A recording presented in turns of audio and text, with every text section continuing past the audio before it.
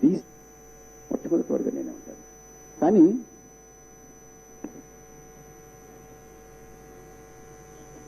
ఈ 104లో నాకు తెలిసి 40 మంది బోగస్, 40 మంది బీసీలు అని వీళ్ళు చెప్తున్నారే, వాళ్ళు బీసీలు కాదు, ఏ రకంగానూ కాదు. ఎంత దూరం వెళ్ళిపోయారంటేనండి, సి రామచంద్రయ్య గారిని బీసీలోకి వేసేశారండి. ఆదికేశవ నాయుడు గారి అబ్బాయి శ్రీనివాస్ గారిని బీసీ లెక్కలో వేసేశారండి. జగడం సుధాకర్ గారిని బీసీ లెక్కలో వేసేశారండి. నగరి వర్మ గారిని బీసీ లెక్కలో వేసేశారండి.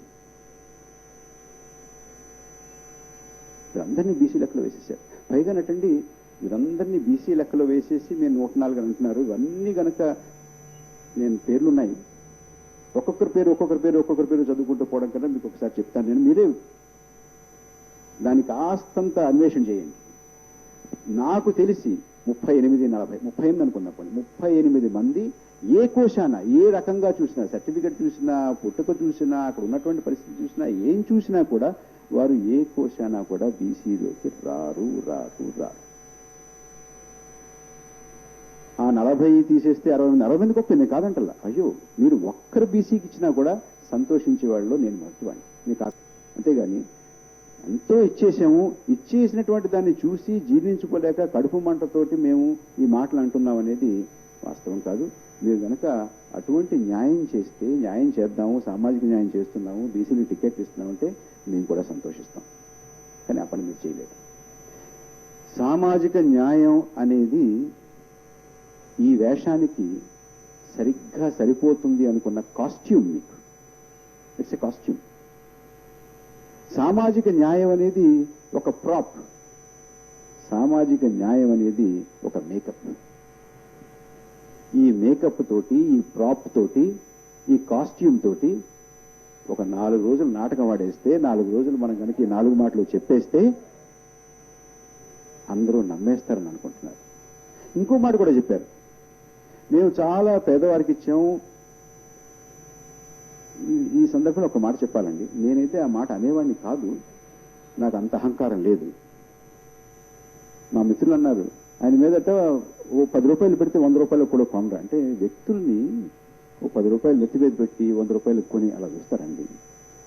రాజకీయాల్లో ఇది సమంజసమా, సబబా?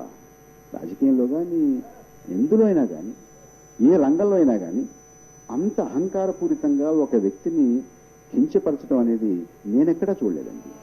చూడాలని నేను అనుకోవట్లేదు, చూడడం సబూబని కూడా నేను అనుకోవట్లేదు. చాలా తప్పు. నేను చాలా బాధపడ్డాను. ఆ వ్యక్తిని ఎవరు ఉద్దేశించి అన్నారో, ఆ వ్యక్తి చాలా గౌరవనీయమైనటువంటి వ్యక్తి, చాలా మంచి కుటుంబం నుంచి వచ్చినటువంటి వ్యక్తి, గత 2 దశాబ్దాలుగా రాజకీయ కార్యకర్తగా అహర్నిశలు శ్రమిస్తున్నటువంటి వ్యక్తి. ఆ వ్యక్తిని పట్టుకుని అలా అన్నారే. సరే, ఇంకొక మాట చెప్తున్నారే ప్రజారాజ్యం ఓనర్లు, మేము చాలా మామూలు వారికి ఇచ్చాము అని అన్నారు. నేను కాస్త కష్టపడి 2 రోజుల్లోనూ వారు ఎన్నికల సంఘానికి సమర్పించినటువంటి ఎఫిడవిట్లో వారి ఆస్తుల వివరాలను కాస్త తీసుకున్నానండి. పేర్లు చెప్పను, మీరు చూసుకోండి. గుంటూరు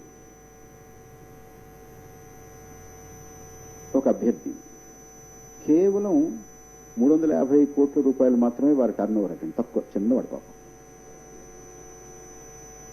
మరొకరు పెద్ద కన్స్ట్రక్షన్ కంపెనీ, వారు కూడా గుంటూరులో పోటీ చేస్తున్నారు.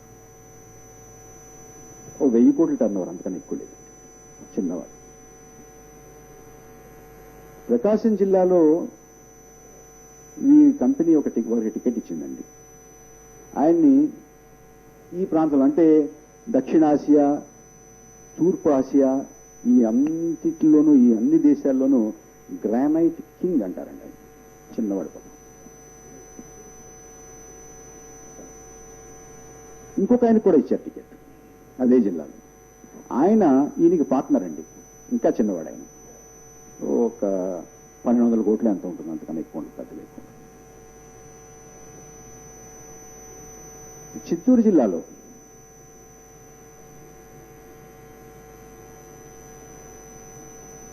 ఒక 1000 కోట్ల రూపాయలతో కట్టినటువంటి ఒక చిన్న హోటల్కి ఓనర్ అండి ఆయన. ఆయనకి ఇచ్చారండి టికెట్, చిన్నవాడు పాపం. బెంగళూరులోను అమెరికాలోను సాఫ్ట్వేర్ కంపెనీలు, పెద్ద పెద్ద కన్స్ట్రక్షన్ కంపెనీలు ఉన్నటువంటి ఒక నిరుపేద కూడా టికెట్ ఇచ్చారు.